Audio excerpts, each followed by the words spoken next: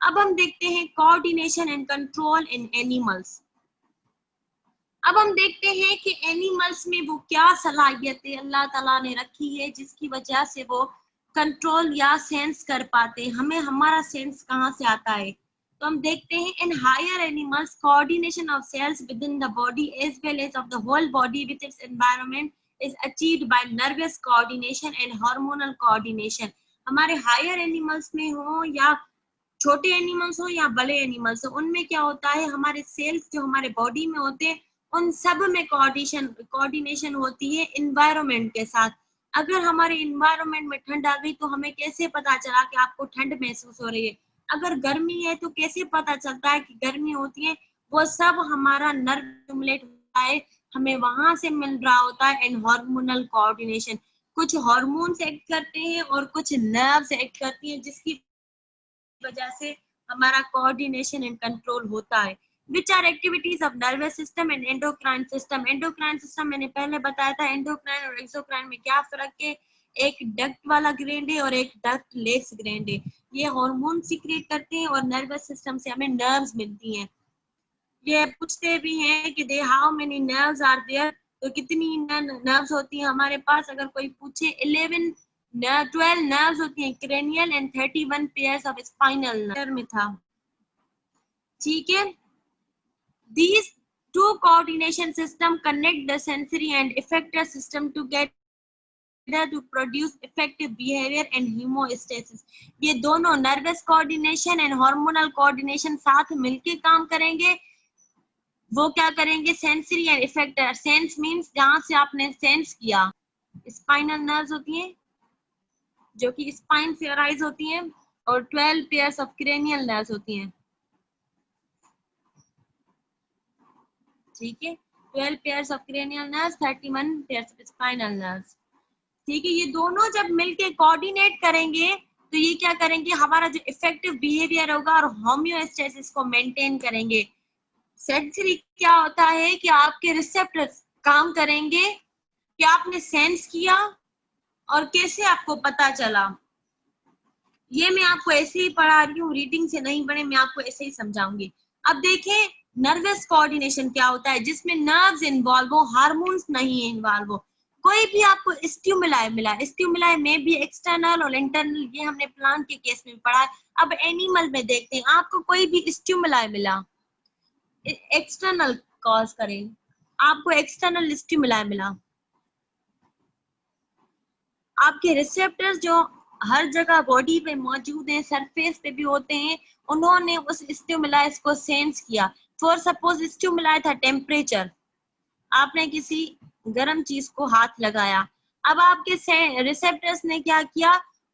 Receptors जो काम करते हैं क्विक वे से करते हैं, उन्हें पता चल गया कि आपने गर्म चीज पे हाथ रखा है, उन्होंने सेंस किया। सेंसरी सिस्टम यहाँ पे उन्होंने सेंस किया।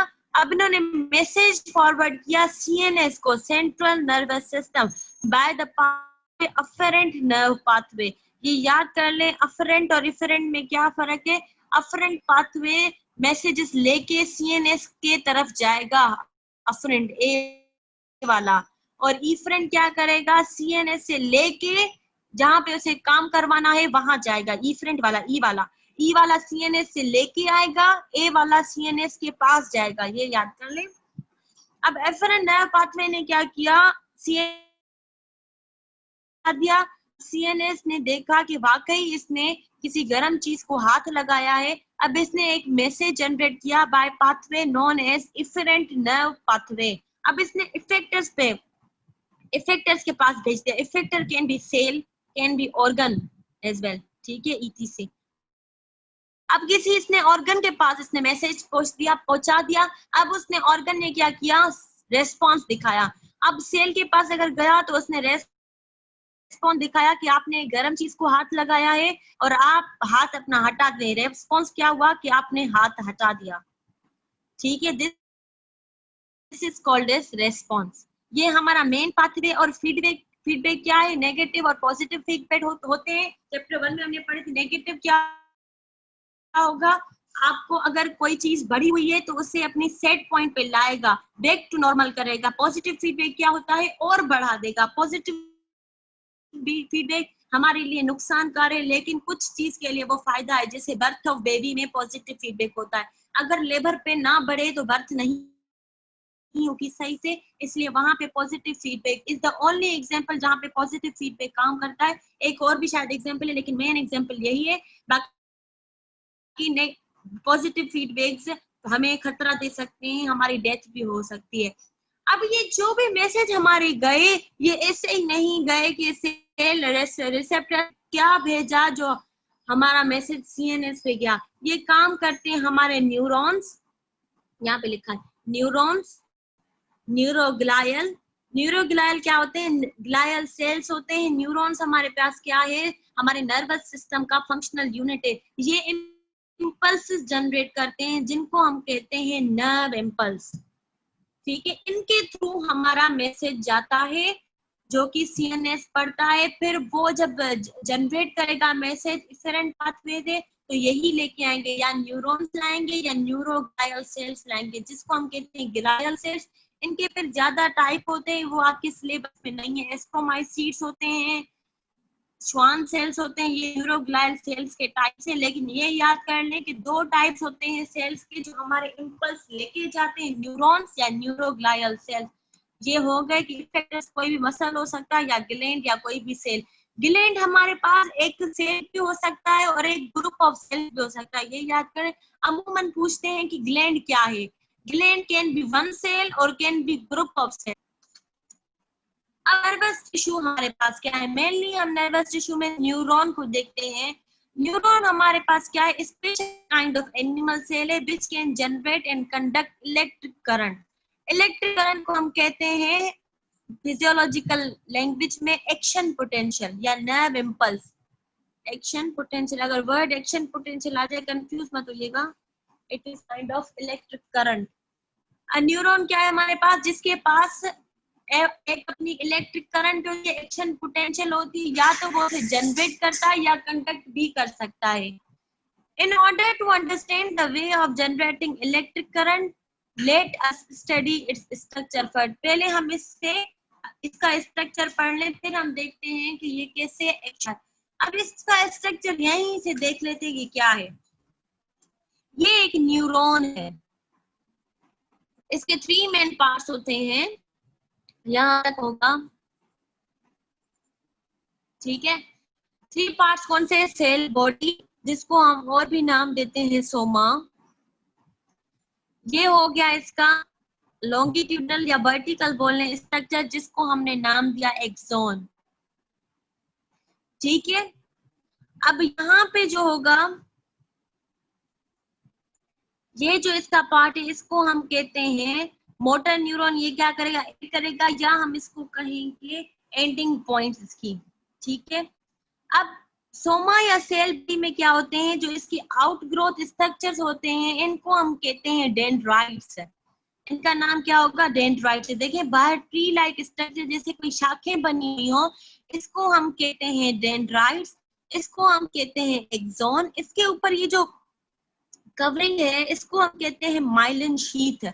माइलिन शीथ का फंक्शन क्या होता है? मेनली ये कंडक्शन को बढ़ा देगी। क्या करेगी? कंडक्शन को बढ़ा देगी।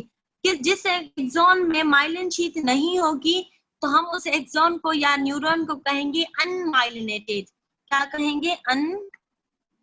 अनमाइलिनेटेड मीन्स कि उनमें माइलिनेशन नहीं हुई और उसमें कंडक्शन स्लो होगी। ये याद कर ले कि अनमाइलिनेशन और माइलिनेशन का फंक्शन सिर्फ एक ही है।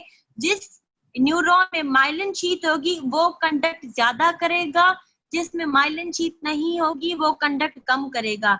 अब इसमें जो डेंड्राइट्स होते हैं वो साइनेप्स करते हैं। साइनेप्स क्या होता है कि वो एक न्यूरॉन से दूसरे न्यूरॉन से मिलते हैं और अपना मैसेज ट्रांसफर करते हैं। साइनेप्सिस इज नोन, मैं आपको किसी लफ्ज में बताऊं तो साइनेप्स एक connection dendrites of the neurons. देखिए डेंड्राइट्स ही अगर ये मिल जाए मैसेज ट्रांसफर करने के लिए या कम्युनिकेशन के लिए, तो हम इस प्रोसेस को कहते हैं साइनेप्सिस। अब इसमें जो सोमा हमने पढ़ा, इसको हमने सेल बॉडी का, उसमें एक और भी स्ट्रक्चर होता है जिसको हम कहते हैं निसिल ग्रेन्यूल्स। अगर अपने बुक में देखें तो ये छोटे से स्ट्रक्चर्स बने हुए डॉट लाइक स्ट्रक्चर्स को हम कहते हैं निसिल ग्रेन्यूल्स। इसमें क्या होता है, राइबोसोम्स होते हैं जो कि प्रोटीन की फॉर्मेशन करवाएंगे, राइबोसोम्स होते हैं, ठीक है। ये हो गए हमारे पास डेंड्राइट्स, ये हो गया एक्सोन जहाँ पे माइलिनेशन होती है, और ये हमारे पास लास्ट वाला पार्ट मोटर न्यूरॉन, या यहाँ पे सेंसरी न्यूरॉन होंगे या इंटर न्यूरॉन, फिर वो की टाइप पे डिपेंड करेगा, ठीक है। अब टाइप ऑफ न्यूरॉन्स कितने हमारे पास, फंक्शनली अगर हम देखें 3 टाइप्स ऑफ न्यूरॉन होते हैं, sensory, motor and inter neuron. Sensory neuron क्या करता है कि वो कैरी करता है sensory information from receptors to other neurons और डायरेक्टली टू सीएनएस। अब सेंसरी न्यूरॉन क्या करेगा, रिसेप्टर, रिसेप्टर कौन सा था, जहां जिस सेल ने रिसीव किया या सेंस किया किसी भी स्टिमुलाई को, आपको चोट लगी, किसने पहले सेंस किया, रिसेप्टर सेल्स ने। उसने क्या किया, या तो वो सीएनएस के पास जाएगा या वो न्यूरॉन्स के पास जाएगा। ये फंक्शन हो गया हमारे पास सेंसरी न्यूरॉन्स का। अब मोटर न्यूरॉन क्या होता है, मोटर न्यूरॉन का काम होता है control centre to the effector, ये कमांड भेजता है। अब अगर सीएनएस के पास आ गया तो ये इफेक्टर्स के पास जाएगा और यहाँ पे कमांड भेजेगा, कोई भी काम करो या कंटिन्यू करो या रोक दो या नहीं करो, ये कमांड भेजेगा इफेक्टर पे। ये किसका काम है, मोटर न्यूरॉन का। अब इंटर न्यूरॉन क्या करते हैं, ये बीच में पाए जाते हैं और ये सेंट्रल नर्वस सिस्टम में ही पाए जाते हैं। लेकिन वो वाले जो सेल्स थे, मोटर न्यूरॉन और सेंसरी, सेंसरी क्या कर रहा था, रिसेप्टर से सीएनएस, सीएनएस से इफेक्टर पे कौन जाएगा, मोटर न्यूरॉन, और ये सेंट्रल नर्वस सिस्टम के बाहर होते हैं।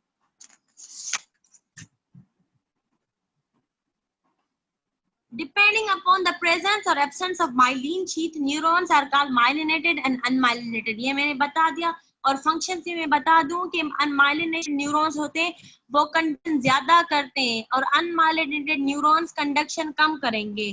फंक्शन ऑफ न्यूरॉन क्या है, फंक्शन न्यूरॉन क्या है, functional unit of nervous system में हमारे पास it is involve in communication by receiving stimuli. ये किसी भी मीन्स 3 इसके फंक्शन होते हैं। अगर मैं आपको इजी बता दूं कि न्यूरॉन के अगर कोई फंक्शन पूछे तो 3 फंक्शन होते हैं। पहले वो क्या करेगा, सेंस करेगा, सेंसरी फंक्शन। फिर उसका फंक्शन आएगा इंटीग्रेटिव फंक्शन। फिर उसका आएगा फंक्शन हमारे पास, अगर हम आसान लफ्जों में कहें कि एक्ट करना या इफेक्टर फंक्शन। सेंसरी में वो क्या करेगा, किसी भी स्टिमुलाई को रिसीव करेगा। इंटीग्रेट में वो सोचेगा कि ये जो हमारे पास आया है स्टिमुलाई वो हमारी बॉडी के लिए फायदेमंद है या नुकसानकार है। इस फंक्शन को हम कहते हैं integrative function. Integrative various stimuli का मतलब क्या होता है, वो उस स्टिमुलाई को सेंस करेगा कि ये नेसेसरी है या हमारी बॉडी के लिए हार्मफुल है।